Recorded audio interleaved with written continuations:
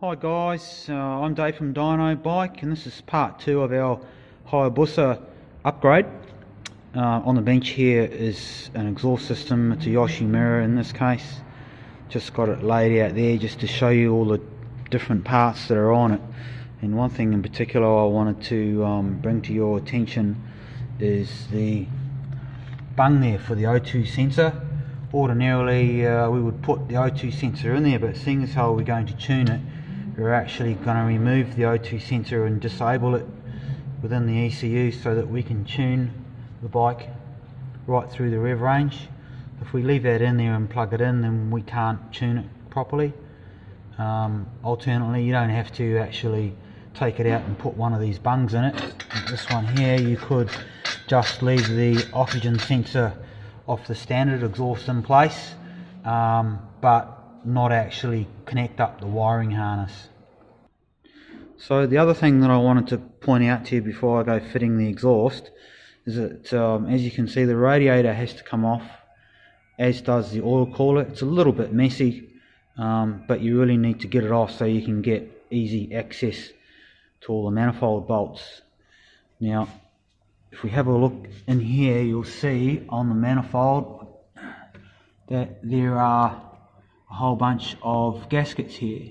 We're not actually going to use those gaskets, and in fact we're not going to use any gaskets at all. So when you're doing this job, don't forget you have to get rid of these gaskets. It's pretty straightforward. Just get in there with a screwdriver and flick them out like that. One at a time, pull them all out, and then we're ready to fit our exhaust. So I like to fit the exhaust in 2 or 3 stages.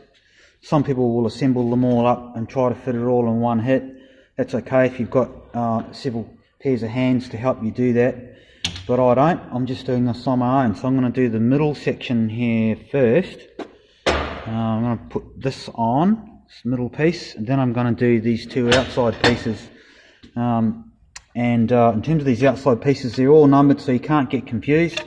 Just have to remember that on any motorcycle, the inline 4, if we're talking 4 cylinders, cylinder number 1 is always on the left hand side as you are sitting on the bike, and cylinder number 4 is on the right hand side. So if we have a look on the underside of these header pipes, you'll see that it's got a little number. You can see it there. It's got the number 1 on it, so that's going to go on to cylinder 1. And this one here has number 4 on it. There we go, number 4. That's going to go on cylinder 4. Obviously these 2 pretty self-explanatory, they're going in the middle. So I'll start with that middle set and then we'll do the outside ones. And another little tip here that I always do when I'm dealing with bolts on places where there's a lot of heat is I put some of this on here. This is a Worth product. It is basically an anti-seize compound, and I put a little bit of this on each of our bolts on the header pipe, just to make it a little bit easier for the next guy who comes along and may want to remove the exhaust, so he can actually remove it relatively easily without it seizing and snapping off. So you know, if I can see that there you go. So there's the bolt. Just put a little bit of this anti-seize compound on it, and away you go. So there's 8 bolts there. We want a little bit of that on each of the 8 bolts. The other thing to think about with this stuff is make sure that you use an anti-seize compound that is what we call oxygen sensor safe. If it does not say that it's oxygen sensor safe, then don't use it, because it will destroy your oxygen sensor in about 2 seconds flat. So it's another little tip there for you. Okay, so the header pipes are all on now. We've got this oil line here that has to go in between cylinders number 1 and 2, so make sure you get that right in there. We've got all of these manifolds are in place. They're all nice and loose. We don't want them tight at this point in time. The other thing to make sure of is that you see that little hole there That's for a spring to go onto, which is going to hook down onto that little tag there. So just make sure you've got your flanges around the right way, because if it's obviously over on this side, then it's in the wrong place.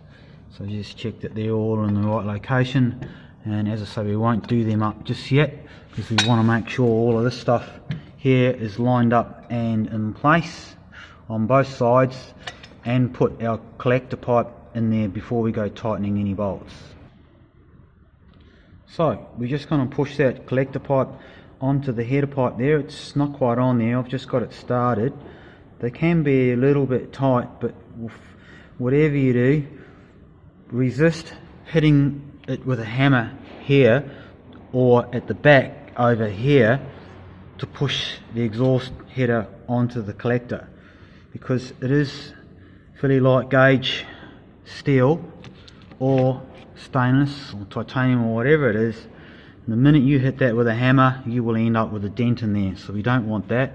Just go gently and keep wriggling and pushing, and you want that little lip there, this one here, that needs to be flush with this piece here. Then you know that the header pipe is all the way into the collector. Sometimes if they are a little bit tight, you can bang the spring on your hooks there. That'll just help to pull it together until it's all the way butted up to those little points there. Okay, so we've got these butted up all the way to those little tags here, so you know they're all the way on. And we want to do the same on the other side. I'll just go around the other side and show you. So there she is on the other side, they're all the way home. So now we'll put our springs on there. Okay, so we've got our springs on. Yes, Jessie, sorry, that's my dog's just bumping me. Jessie, are we going alright there, girlie? Are we doing the right job alright? Hey, how are we going, girl? Good girl. Okay, just relax. Anyway, okay, so we're here with these are our springs. We've got them on there, that's all looking good. I've put the springs up on the header pipes there as well. I've done those two there, and around the other side we've got all the springs are on there. Our header bolts are still not tight yet, you'll notice, and we're not going to tighten them up yet, because we want to make sure they're alright. We want to bolt this up here. You see there's a flange there. We need to put these little pieces here, and this bit here, wherever it is, that bit there's got to go on there, and we're going to loosely screw those on there as well. I've put a little bit of anti-seize compound on this bolt here. You don't necessarily need to, but I generally do, because it's a dirty area, grit and grime and stuff, just because I like to make things easier for myself or for the next bloke that may or may not have to pull them off. But you don't have to put any on that if you don't want to. So we want to put this one on here first. He's going to go up onto there, sit that in there, and that washer's going to go in there like that, and the bolt's going to go up and screw in there. So we'll go ahead and do that now. Okay, so we've got everything assembled. The muffler's in place. It's loosely bolted, so we haven't tightened that up yet. Got all our springs on up here at the front. Everything's in order there. I've put my bolt up in here, but again, that one is also just sitting there loosely. We haven't tightened that one up yet.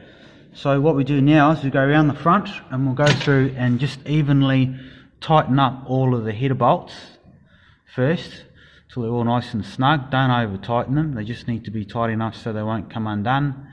And then work your way back, tighten that middle one up next, so that's nice and tight. And then tighten the muffler bolt up on the strap, and this exhaust is basically on and ready to go. That's it, she's done. Okay, so that's all tightened up now, everything's secure, all the springs are on it, and she is ready to rock and roll. Just before you jump into it and fire this thing up, go around and wipe off all your dirty finger marks that are on there, front to back, because you'll find that they'll come off a lot easier if you do it now before you actually start it and get some heat into it than it will if you start it and then decide I better clean it. So it's just easier to do it that way, or I find that it's easier to do it now before you start it. And moving on from that, because we're tuning this bike, there's one other thing that we have to do before we actually tune it, and it's to do with the air intake system, which I'm just going to stop this and lower this bike down so we can have a better look at it. Okay, that's better. So we are going to replace the stock air filter element. Not that there's anything really wrong with it, it's brand new obviously, but the DNA that we're fitting here has a much bigger area. Look how thick that is, so we're going to get more airflow over it, and of course it's a washable, reusable filter. Now generally the claim is that it's worth lots of horsepower. It's only worth a couple of horsepower, but it's not even worth that if you don't tune the bike to suit the extra airflow that's now going to be able to come past this filter. The main reason for having one of these is that now we don't have to ever replace the filter. This is good for the lifetime of the bike. The other thing I wanted to point out to you was, because we're tuning it, there's an air intake hose that's here that goes down in through the top of the rocker cover and into the exhaust, and its job is nothing to do with tuning or the way the bike runs. It's simply to burn off any unburnt fuel before it enters the ozone, or exits the exhaust. Now, because we've got this extra air being pushed into the exhaust, we have to block this off, and the reason why is because it will interfere with our readings that we're trying to get, because we're trying to tune it. We've got extra air being forced into the exhaust system. It corrupts our readings and then makes the whole tuning process complete and utter waste of time. So very important to block this off before we do any tuning, or before we even start measuring the air fuel ratio.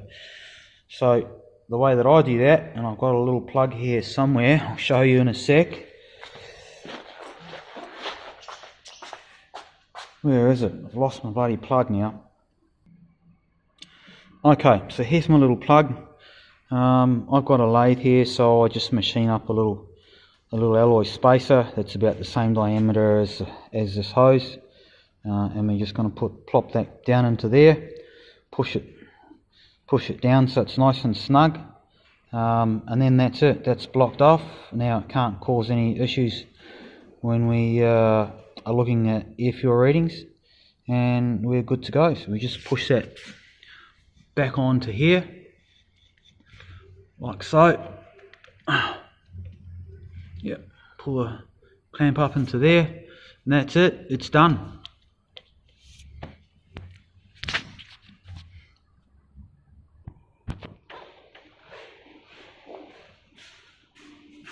Okay, so that's pretty much it for now. I'm just going to go ahead and fit the exhaust, sorry, not the exhaust, the radiator and the oil cooler up to this bike, and then we'll start it, check for any leaks, make sure there aren't any exhaust leaks or oil leaks or coolant leaks, and then we're ready for dynoing. So we'll come back to you in the next video, run through a little bit of the setup in terms of getting ready to dyno it, and measure the air fuel and how we go about tuning it and the process involved there.